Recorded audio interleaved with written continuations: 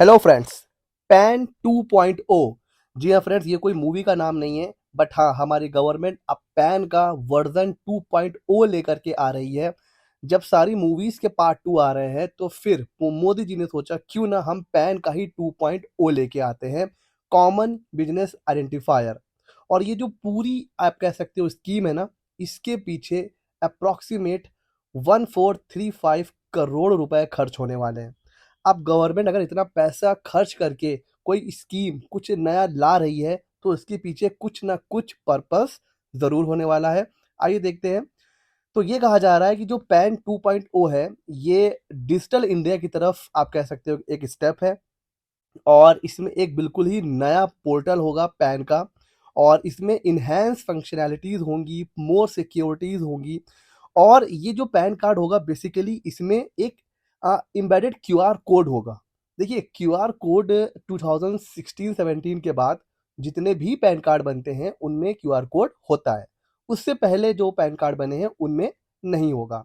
But अब जो pan 2.0 आने के बाद पैन कार्ड बनेंगे, उसमें जो क्यूआर कोड होगा वो डायनेमिक क्यूआर कोड होगा। उसका मतलब क्या इम्पैक्ट होने वाला है, उसका बेनिफिट क्या होगा, उसमें और ज़्यादा इंफॉर्मेशन दी जा सकती हैं। मतलब एक क्यूआर कोड में अब आपका इनकम टैक्स, आपने कितना आईटीआर फाइल करे हैं, टैक्स कितना पे करा है, कितने बैंक अकाउंट हैं आपके पास, कितने आपके पास प्रॉपर्टीज़ हैं, मतलब एक पैन से लिंक्ड जितनी इंफॉर्मेशन होती हैं वो उस एक क्यूआर कोड में इंटीग्रेट कर दी जाएगी और गवर्नमेंट के पास डेटा और अच्छे तरीके से पहुंच पाएगा।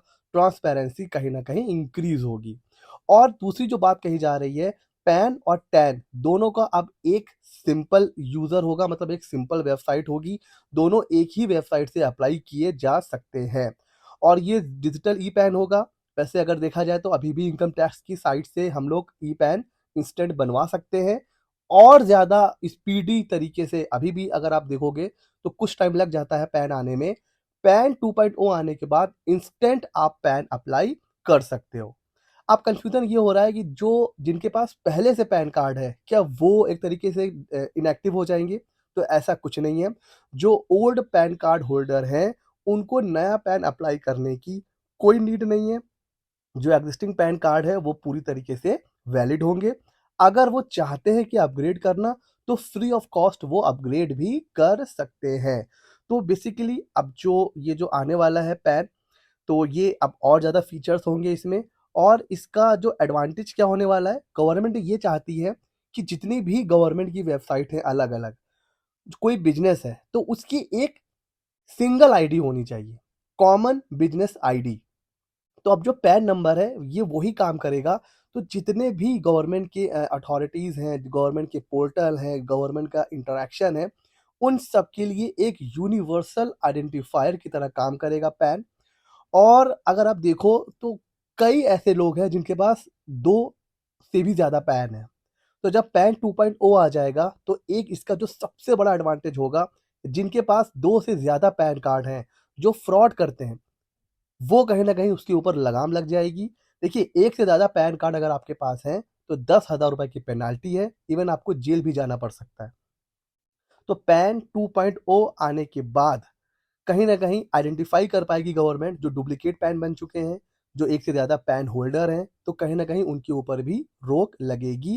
ट्रांसपेरेंसी बढ़ेगी, एफिशिएंसी बढ़ेगी और जैसे कि मैंने बताया कि जो क्यूआर कोड है, वो और ज़्यादा डायनामिक हो जाएगा, ज़्यादा उसमें इन्फॉर्मेशन भी आ जाएगी।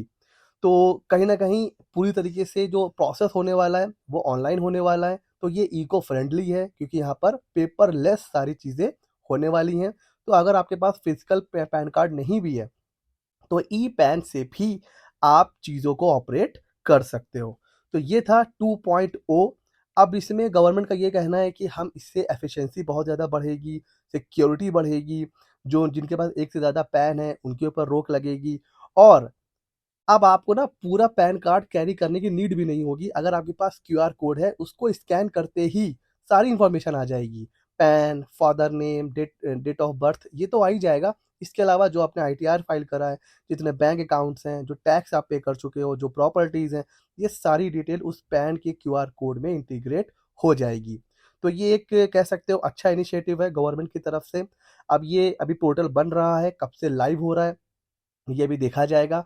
तब तक अगर आपको पैन अप्लाई करना है तो जैसे अभी तक आप लोग अप्लाई करते हो, इनकम टैक्स की साइट हो गई, एनएसडीएल हो गया, वहाँ से आप अप्लाई कर सकते हो। और जब ये नया पोर्टल आ जाएगा पैन 2.0, फिर आपको एक प्रोसेस पता चल जाएगा, उसके थ्रू आप अप्लाई कर पाओगे।